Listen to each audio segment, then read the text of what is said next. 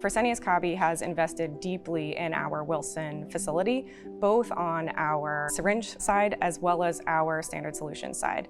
Now, focusing today on our newer facility in standard IV solutions, we have an incredible state-of-the-art facility. So while we are a new facility, we actually have quite a lot of experience in our global network, and you see that when you walk the lines. So if I were to take you through and walk you through our process, all the way from receiving our incoming goods to when we ship our product out the door, we have a very linear design of our technology, and we build in a lot of redundancy. The vertical integration, the linear design of our facility, the end-to-end processes, completely streamlined, taking the best of the best from all of our global knowledge and bringing that here to the Wilson site. We're at the beginning stages. We have a huge footprint where we're able to continue our investments, expand our portfolio, and bring more products to patients in America. And I'm really excited about that.